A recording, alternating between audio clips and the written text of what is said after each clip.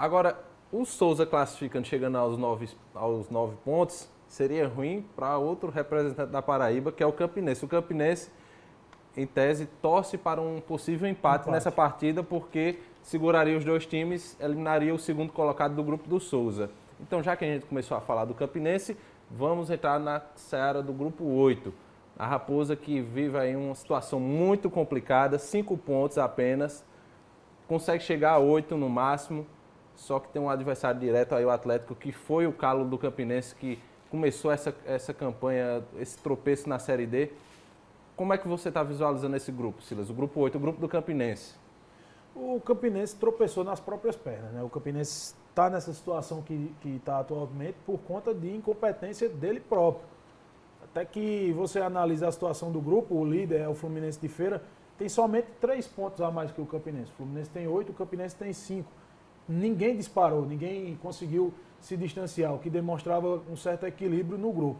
Mas o Campinense conseguiu complicar situações que pareciam fáceis. Por exemplo, esse jogo contra o Atlético de Pernambuco, na estreia lá em Carpina. Toda aquela situação, o time ameaçando, o jogo ameaçado de terminar com WO, porque o Atlético não chegava, quando chegou, os jogadores em ônibus escolares, um time sub-20. Não aqueceram. Nem aqueceu, sem material adequado, enfim. Uma série de fatores que poderiam facilitar a vida do Campinense. Parecia, quando o jogo começou, parecia que isso ia acontecer realmente. O Campinense chegou a abrir 3-1 no placar e no final acabou perdendo o jogo por 4-3. Inadmissível essa situação e foi aí, acredito eu, que o torcedor ficou meio com o pé atrás. Já vinha com o pé atrás com o time por conta da desclassificação no Campeonato Paraibano, toda aquela história de tabu superado diante do 13, não conseguiu vaga para as finais, ficou fora das competições regionais do ano que vem, já criou um certo desânimo no torcedor raposeiro e esse resultado, esse banho de água fria na estreia, acabou piorando. A gente viu isso nos protestos após o jogo contra o Atlético, nas reclamações, mesmo com a vitória diante do Itabaiana aqui no Amigão, enfim, foi só piorando. O próprio Campinense conseguiu deixar a competição mais difícil ainda para ele. Se você for analisar no papel, o time do Campinense não é ruim, não. Pelo contrário, é um dos melhores elencos que tem nessa Série D e nesse grupo, com certeza é o melhor. Só que acontece de às vezes não dá liga, né? Às vezes não encaixa. Ô Iago, o Campinense no máximo chega a 8 pontos. Você dando uma analisada geral na situação dos outros grupos aí, dá para classificar com 8 pontos? Olha, Mário, dá para classificar. Eu estava olhando agora os 15 melhores segundo colocados, são 7 equipes com 7 pontos e as melhores equipes hoje, segundo colocadas, estão com 9 e 8 pontos. Então o Campinense vencendo vai a 8. Claro que na última rodada, algumas que estão com 7 vão vencer, outros que estão em terceiro lugar com 6 pontos podem ir a 9. Pode acontecer muita coisa, isso é imprevisível. Mas 8 pontos, o Campinense vai se assegurar na briga por uma dessas 15 melhores vagas. Agora, se fosse, por exemplo, se ele só puder chegar a 7 pontos, por exemplo, aí sim já seria uma situação bem complicada. Mas 8 dá para brigar. Vai ser muito difícil, vai.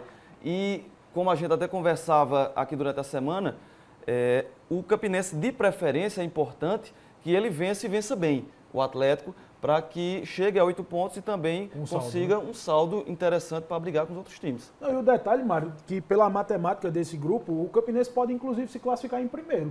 Porque uma vitória do Campinense aqui, que tem menos 1 de saldo, digamos que o Campinense consiga uma vitória por 4-0 diante do Atlético de Pernambuco, ele ficaria com 3 de saldo positivo e uma derrota do Fluminense de Feira de Santana por 1-0, um placar simples, contra o Itabaiana, daria ao Campinense. Esse jogo é onde, Silas? O jogo é em Feira de Santana. É um complicador a mais, porque o Itabaiana perdeu pontos, né, ainda? O Itabaiana perdeu pontos praticamente eliminado. Não está matematicamente eliminado, mas tem uma situação muito complicada. Mas digamos que aconteça, que dê certo, o Campinense consiga fazer o resultado aqui diante do Atlético, o Itabaiana vá lá e consiga vencer o Fluminense de Feira, o Campinense chegaria a 8, com um saldo melhor do que o Fluminense baiano, e aí classificaria até em primeiro, né? O que seria o melhor dos cenários para o time aqui de Campina Grande. Durante a reapresentação do Campinense, eu estive lá no estádio Renatão e eu senti, Silas, um clima até muito melhor nessa semana dos jogadores querendo mesmo até do que antes da partida contra o Itabaiana. o próprio Reinaldo Alagoano, que é um dos mais experientes, eles falaram: Mário, o que é que está acontecendo com esse time da gente? Está com uma zica grande. E os caras falando que querem provar para si mesmo, para a torcida do Campinense, que tem condições de ganhar e ainda buscar essa classificação. Você acha que esse sentimento de recuperação pode dar o estalo que o time precisava e, por exemplo, uma classificação heróica pode ser a chave que o Campinense precisava para engrenar nessa Série D? A gente fez uma matéria essa semana, Iago, analisando as campanhas que o Campinense fez na Série D desde 2012, que foi quando o clube começou a disputar essa divisão do Campeonato Brasileiro. E essa de 2017 é a pior de todas. Supera até algumas campanhas em anos onde, na primeira fase, os grupos eram com 5 clubes, um clube folgava por rodada. Chegou na quinta rodada em 2012, 2014 e 2015, se eu não me engano. O Campinense chegou na quinta rodada tendo disputado apenas 4 jogos, com mais pontos do que nesse ano, quando o clube disputou 5 jogos. É um indício negativo, mas que para aquele mais supersticioso pode ser algo positivo, porque se nos outros anos, com campanhas melhores, não deu certo, quem sabe nesse ano, com essa campanha sofrida, possa vir uma classificação heróica, como você disse, e aí o time conseguir embalar em busca desse acesso para a Série C. E vale lembrar que é a última oportunidade do Campinense salvar a temporada, né? O ano até agora tem sido negativo até demais lá para os lados do Alto da Bela Vista, e a Série D pode ser a tábua de salvação da Raposa.